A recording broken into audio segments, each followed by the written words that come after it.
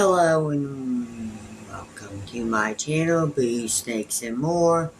For more videos like this, also watch my other house channel, A&A Snakes and Stuff. My youngest son's channel, Henny's Toys and Games, or my oldest son's channel, Little Chris 10. Today we're going to be talking about UConn. So please like this video and subscribe to the channel. Now let's dive in. If there's one play from UConn's win over Alabama on Saturday night that simplified the Huskies' run toward back-to-back national championships, it wasn't a Donovan Clingan block shot or an Alex Corbin transition three-pointer. It was Tristan Newton calmly standing off to the side chewing his gum, then slowly working his way back to the ball to receive a pass and bury a three-pointer to give UConn a 9-point lead midway through the second half. Aside from having the nation's best offense and a top 5 defense, one thing that has separated the Huskies is their unflippability. They have supreme confidence in what they're doing. Eventually, their shots will stop falling. Eventually, the opponent's shooting will regress to the mean. Eventually, the better team will win. And this season, the better team, far more often than not, has been UConn. And that is the case again on Saturday night as the overall 1-seed Huskies advanced to their second straight national championship game with an 86-72 win over 4-seed Alabama. UConn will face fellow 1-seed Purdue, which beat NC's North Carolina State in the first Final Four matchup in Monday's national title game. According to ESPN, BET, UConn opened as a 6.5-point favorite versus the Boilermakers, while UConn's 30-1 run last week against Illinois 30-0 run last week against Illinois was a lightning in a bottle scenario. It did highlight a major theme for UConn this season. The Huskies just don't stop attacking, and most teams run out of steam before UConn. The first 10 minutes of Saturday's second half were the epitome of a blow-for-blow sequel. The first team that failed to counter was likely going to lose.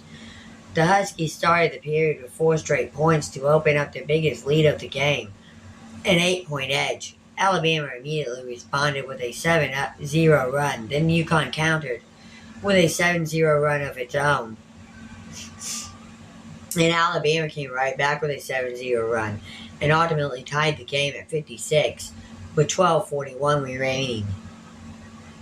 UConn scored the next 8 points and Alabama didn't get closer than 6 points the rest of the way. The Crimson Tide were able to withstand most of UConn's runs because they couldn't miss, with 3 hitting 9 of their first 12 attempts from behind the arc. But they made just 1 of their next 9 threes as UConn continued to score timely baskets or get clutch stops when needed. Alabama posed a bigger challenge for UConn than any team the Huskies have faced in this year's NCAA tournament. The Crimson Tide were making shots early and forcing UConn's defense to rotate out of position, especially when star center Donovan Clingan was out of the game. Clingan blocked a shot on Alabama's first possession and controlled the paint at that end of the floor. But when he went to the bench, Alabama was able to take advantage, scoring a quick 10 points on its first 4 possessions, with Clingan out of the game.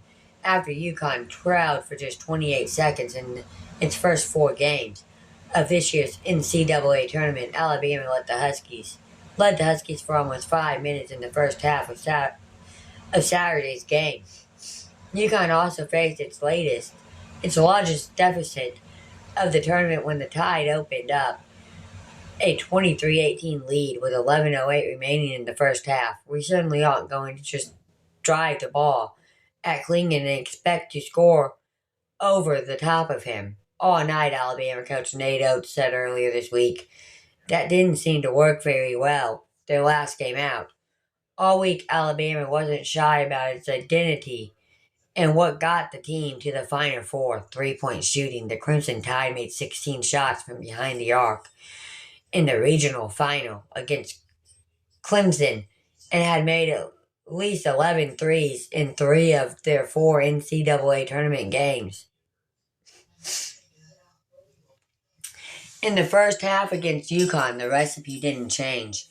3 of Alabama's first 4 field goals were 3-pointers, including a Grant Nelson triple on the Tide's first possession. They shot 8 for 11 from the perimeter in the first half. It all depends on how the defense wants to guard us. I don't really care if we shoot 50 in a game if that's how they want to guard us, Oates said on Friday. We're hit 20 plus, I think, 5 different times. Can't make 20 if you're not taking 40, 50 of them. Let them fly. For UConn, it was Klingon and fellow projected first rounder Stephen Castle willing the Huskies into the lead. Castle, the 5-star freshman, was assigned to defend Alabama star guard Mark Sears and held him scoreless for the first 6 minutes 38 seconds while scoring 13 points of his own.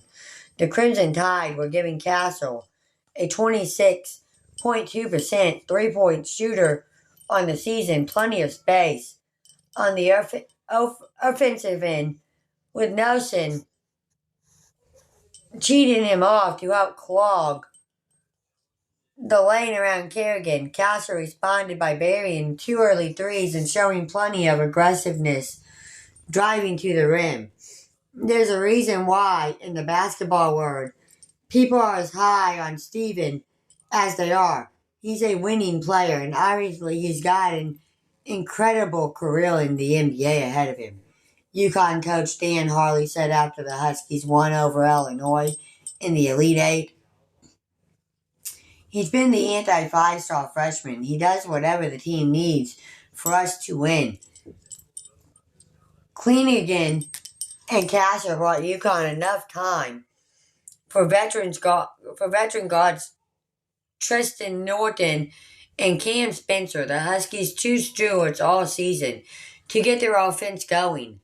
Newton scored 5 straight late in the first half, and then Spencer hit a couple of shots to help the Huskies open up a 42-35 lead with 1:15 left until halftime, with a potential game-changing run looming in a 30-0 avalanche against Illinois. Just 1 week ago, it was Sears who kept Alabama within an arm's reach going into the break. He hit a corner 3 with 50 seconds left, and then a leaner in the lane as time expired to cut UConn's lead to 44-40 at the end of the first half. Thank you for watching this video, and peace out till the next one.